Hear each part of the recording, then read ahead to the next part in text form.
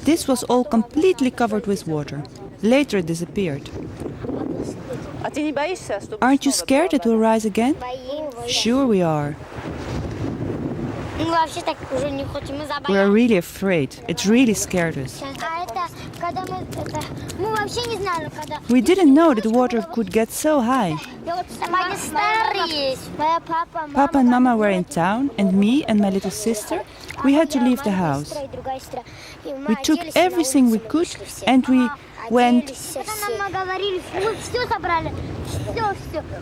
We had high boots on, my sisters too. We put on all the clothes we could and we went outside.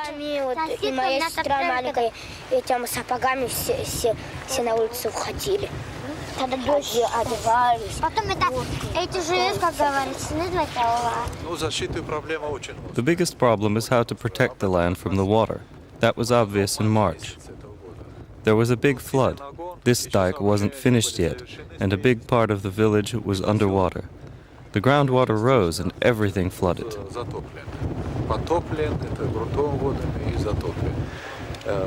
You're looking at one of the buildings of the cannery. They're far outside of the village. That factory is now beyond rescue. The machines have all been brought to a higher location now. The location of the cannery makes it senseless to build expensive dikes or other constructions to protect it from the water. It's lost. Он отдален, его нет смысла сейчас какими-то дорогостоящими сооружениями защищать.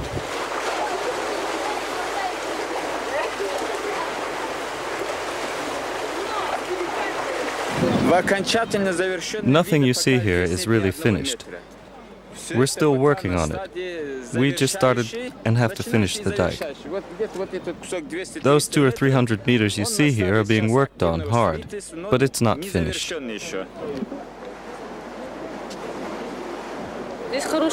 Right here there was a beautiful beach, a beautiful sandy beach, and over there was the pier. Now you can't even see it.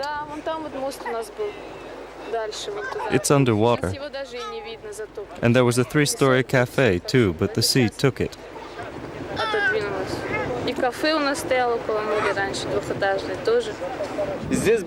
The beach extended for about 200 meters from here. The sea level rose 2.5 meters and it's continuing to rise. It's getting closer all the time.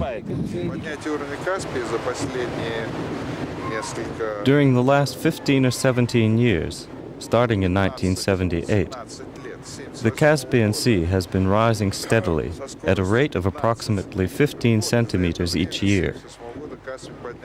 2 meters since 1978 is really quite a lot, and the consequences for the area surrounding the Caspian, the shoreline, are catastrophic. Whole houses, even whole neighborhoods are being washed away. Topsoil is being washed away, and huge areas have flooded. But strictly speaking, this is not a natural catastrophe. It could be rather called a recurring natural process. Throughout some 10,000 years of the history of the Caspian Sea, we see constant fluctuation. The level has been both higher and lower than now at various times. In 1929, the sea level was even higher than it is now. From 1929 to 1978, it dropped 3 meters, and then it started rising again suddenly. So it's a recurring phenomenon. The terrible thing is not the fluctuation itself, but the fact that an active building campaign began in 1929. When the water began to recede, they started building here irresponsibly, without even a thought for the fact that the sea might rise again. They built apartment buildings, whole new neighborhoods, and entire industrial complexes, without a thought for the future. In that regard, the old Shahs were a good deal wiser. When the Shah still governed here, during the period in which the sea level was dropping, he forbid any building on land that had been previously underwater. The penalty for violation was beheading.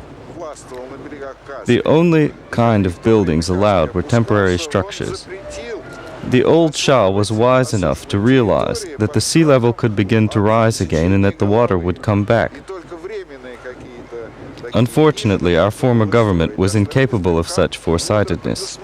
They apparently lacked the wisdom and experience to understand this. Наши бывшие руководители этого не могли предусмотреть, не хватило у них на это ни опыта, ни ума, что ли.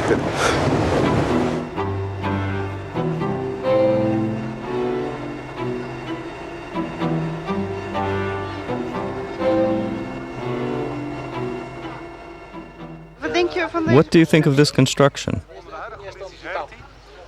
For the moment it works, but it might not if the water rises another 1.5 meters as predicted. There might not be enough sand to stabilize it, and if there isn't, these holes will erode further.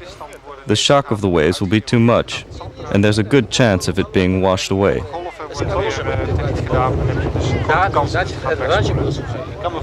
I can imagine that if there was once 200 meters of beach, you might have your doubts about preserving the last 15 meters. Another thing is that the stability of these constructions, the dam we saw as well, is very dependent on the amount of sand in front of them. So they all seem to need extra sand. The question is whether it's possible, especially with the sea rising. I don't think it's possible.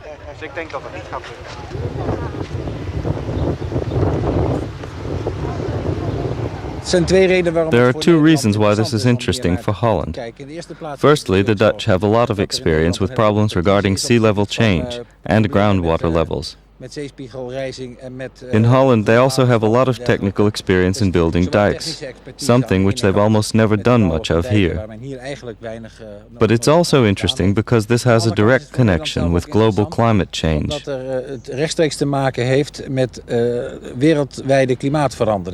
In Holland, people are scared of the sea level rising too, but here it's occurring 100 times faster. So this might serve as an example of what will happen in Holland 100 years from now. Each year of sea level rise here equals 100 years for Holland. So it's like a speeded up film of what may be awaiting us. Het is als het ware een soort versneld afdraaien van een film, wat ook ons zou kunnen staan te gebeuren.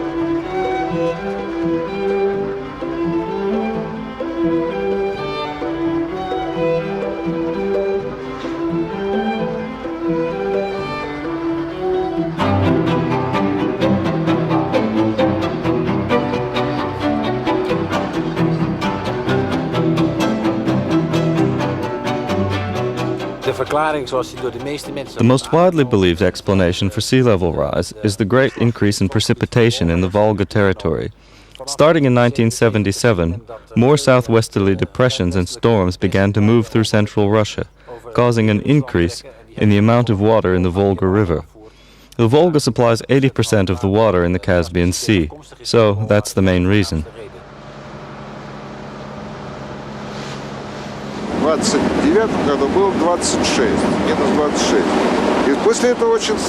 1929, the sea level was minus 26. Then it began to drop very quickly, up until 1940. After the 40s, it continued to drop, but at a slower pace.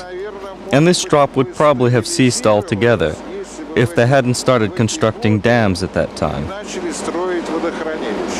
They built several dams and reservoirs on the Volga River simultaneously, and this greatly reduced the amount of water flowing into the Volga River, and thus also the amount that flowed into the Caspian Sea. So it continued to drop down to about minus 29 meters. Of course, this sudden huge drop in sea level caused enormous problems, especially for the richest resource of the Caspian, the fish population. The hydrological system in the northern part of the sea had already begun to change. This is where most of the fish live, especially sturgeons. Many spawning grounds for sturgeons and other kinds of fish were left on dry land, causing a huge drop in the catch and in caviar production, and in the fish population itself, of course.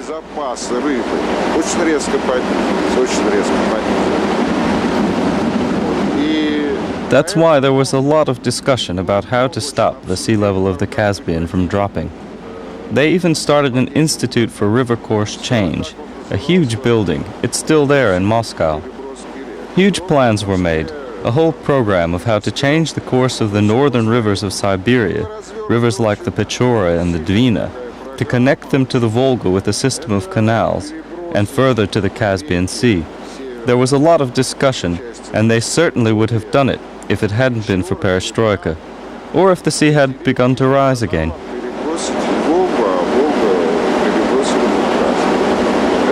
Обсуждалось, и к этому уже приступили. Если бы, может быть, не было перестройки, оно бы осуществилось, или если бы Каспий не стал подниматься.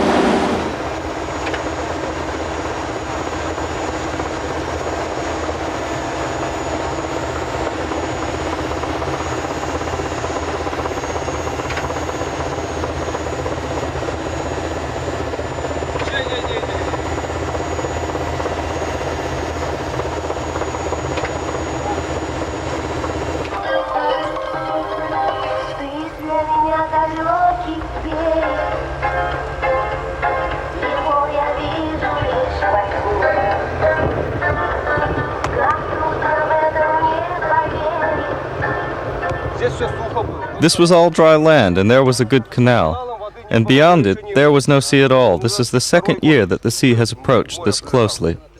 Over there, on the right, we started to build a dike. The plan was ready, but we were too late. It was already underwater before we could get started. We started a 7-kilometer-long dike, but it collapsed in last year's flood. Now we've built this one even closer to the built area. There's nowhere else to go. The sea's behind us. This dike wasn't built yet at the last flood, was it? No, it wasn't there yet. And that one over there collapsed? Yes, it was temporary. It collapsed in the exact spot where the bulldozers had finished leveling the ground.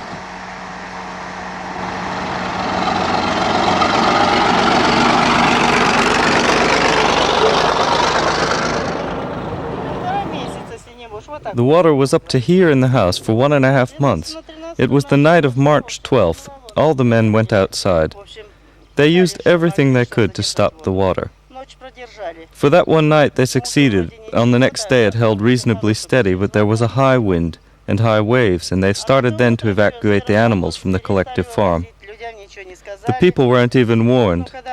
And then, around dinner time, the dike broke again. My husband came in the car and said, "I don't know what to do now." I said, "Let's pack everything in. The water's everywhere, on the road, too." I went outside. I had low boots on. The water came up to my knees. I thought I wouldn't make it to the fence. I almost broke my legs, and everything stayed where it was in the house. Now everything's dry again. We dried it out as best as we could, but everything is rusty and rotten. We have nowhere else to go. We won't get another house, so we had to come back here. Жить негде, нам же не дают ничего. Пришлось опять сюда идти. You saw yourselves, for 3 years we built reinforcements and dikes out of sand. It cost a fortune, but it was lost. It was all in vain, because they wash away at the first flood. This year, for instance, this dike broke and the whole inhabited area here flooded.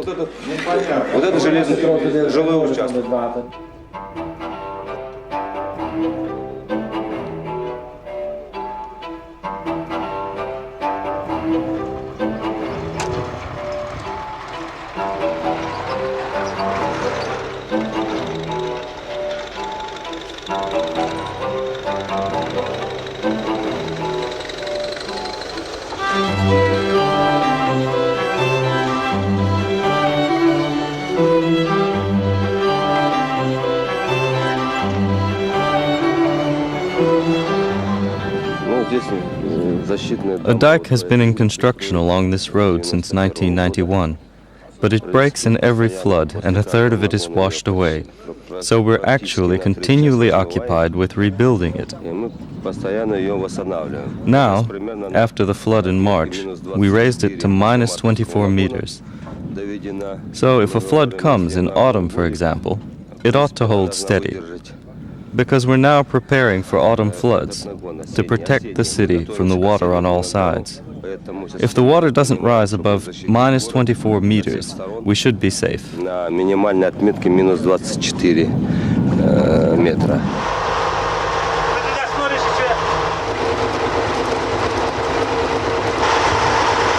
Дело в том, что еще никто не сказал, насколько долго будет подниматься и идти подъем уровня Каспийского. The problem is that nobody knows how long this rise in the sea's level will continue.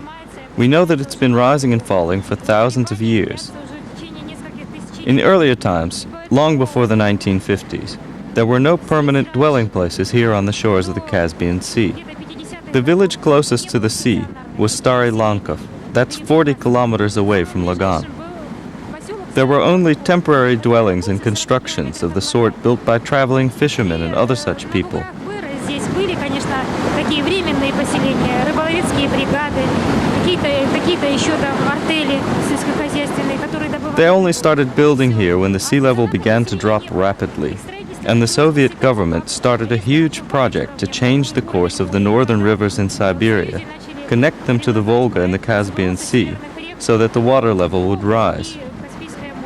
Then the sea began rapidly to rise, and everything that had been built here, all these areas we're passing now were all once dry shore, and now it's covered with seawater and the sea is continuing to rise. That's why I think, and many other scientists too, that building dikes is not a real solution. People should be evacuated from these areas.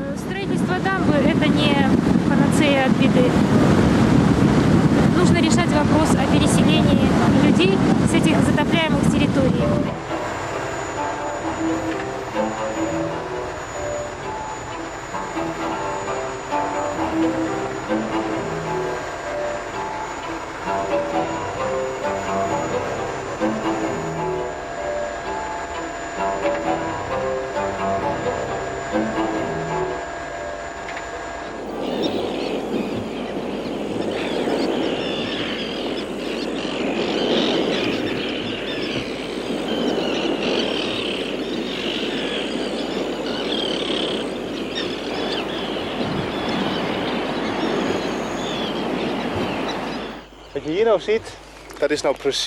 What you see here is the exact reason why the Dutch Ministry of Water Management is doing research in Russia and examining the Donau Delta in Romania.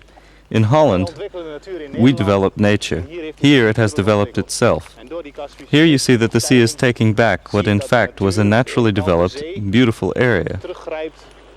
This pretty lagoon, with that sandy beach, half-salt vegetation, which we almost don't have anymore in Holland, and probably want to reintroduce into the Biesbos area. This is precisely what we can expect. And in order to predict and estimate that properly, you have to visit such areas. En om dat goed te kunnen inschatten, moet je gewoon in zulke gebieden zijn om dat goed te kunnen voorspellen.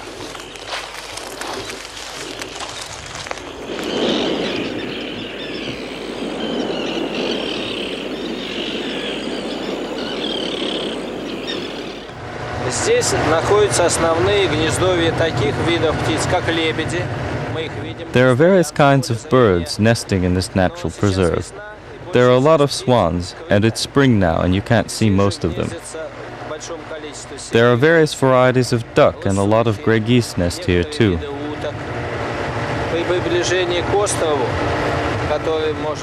And there, closer to the island, are herons. They include grey and great white herons and cormorants.